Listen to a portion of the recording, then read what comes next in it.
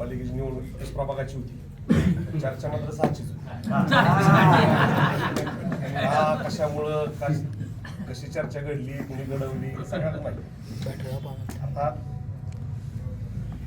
मला जे नाव मिळालं, माझं जे नाव झालं, सुपल साहेबांचा कार्यकर्ता राऊताचा विरोधक. त्या गोष्टीमध्ये राऊताचा कडवा विरोधक ही जी माझी ओळख आहे ती माझी कॉलर आहे.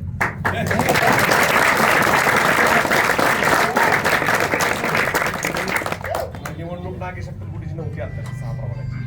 ही निवडणूक सुपल साहेबांच्या प्रतिष्ठेची. या भागातल्या 6 नंबर मधल्या तुमच्यासारख्या जे शब्द नाहीत माझ्याकडे तुमच्याबद्दल सगळ्याबद्दल बोलायला. अशा लढवय्या कार्यकर्त्यांचं तर आहेच आहे, पण मतदारांचं सुद्धा इतका आभार त्यांनी ही निवडणूक हातात घेतली.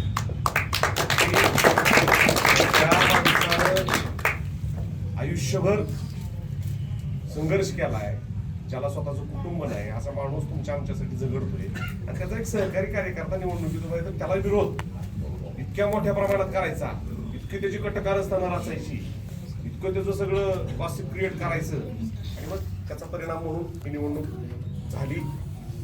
या निवडणुकीत तसा विचार केला तर नाना दादा आपल्याला प्रभाग बदलता आला असता, काही बी करता आला असता, पण एकदा साहेबांनी सांगितलं की तुला लढायचं मनात असून पण नाही म्हणायचं, दुसरं कोणतं उभं राहतंय का बघायचं, खर्चालाच काय कमी होतंय का, आमकंच काय हे बघितलं. आणि मी तुम्हाला आज सांगतो, मी जे कोणी आहे ते दिलीप सुपल.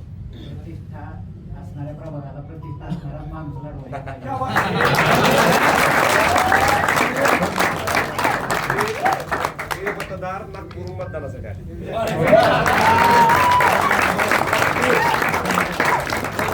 मतदानासाठी फक्त. आणि अमेरिकेहून 3 जण आले, आणि अमेरिकेहून 3 जण आले.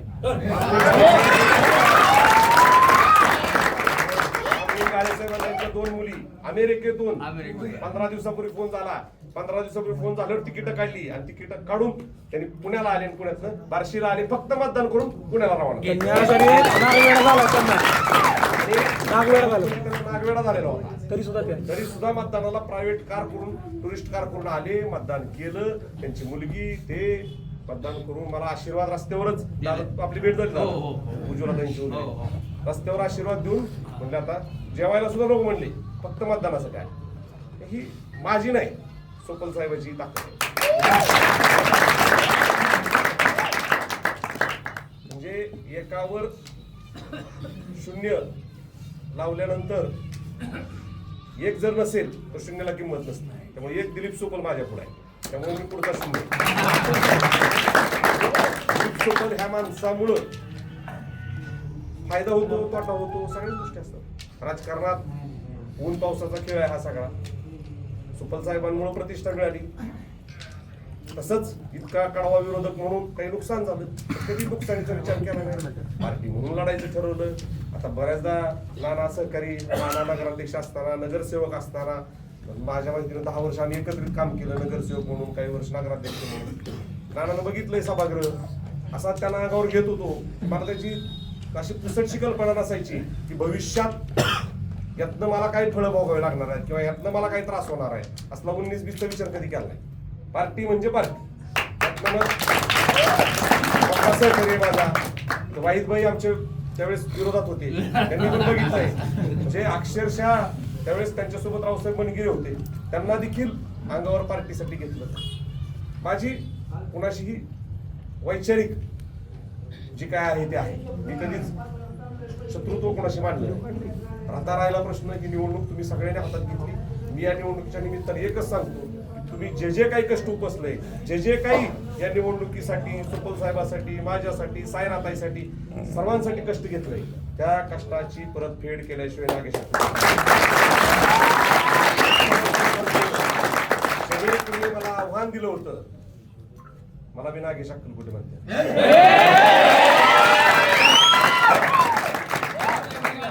सुट्टी नाही, उद्यापासून तुमचा श्री गणेश सुरू.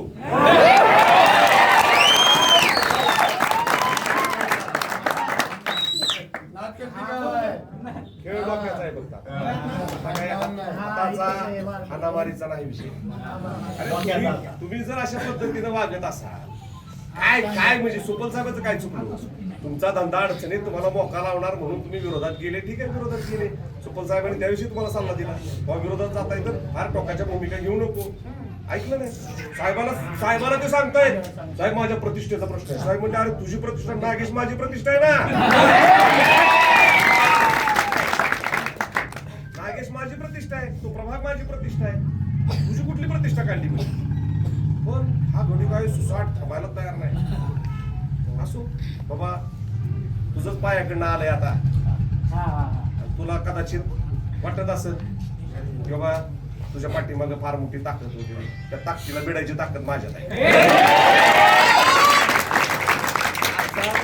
मतदान केंद्रातला सगळ्या कार्यकर्त्यांनी बघितलं असेल माझं रूप. बाहेर काढा त्याला, चला उज्ज्वला ताईने सुद्धा ए चल बाहेर. आता नाही, तुम्ही जवळ आहात, प्रेमात आहात, तोपर्यंत आमच्या प्रेमात आहात. तुम्ही तर एकदा भूमिकाच घेतली आहे, ठीक आहे ना. ह्याच्या पुढच्या काळात जसं आटल त्याची फटल, फटल. या निवडणुकीत संजय नवले असेल, प्रमोद गोनेकर असतील, दादा नष्टे, अक्षरशः बापाच्या नात्यानं पाठीशी उभा राहणारा माणूस आहे. वैनायक दादांचं म्हणजे वय त्याचं म्हणायचं नाही, परंतु या वयात देखील खंबीरपणानं पाठीशी एक पालका तो सगळी माणसं नाव घेतली एवढी कमी आहेत. सगळीच्या सगळी माणसं माझ्या सोबत उभी राहिली. सायराताई सारखी बहीण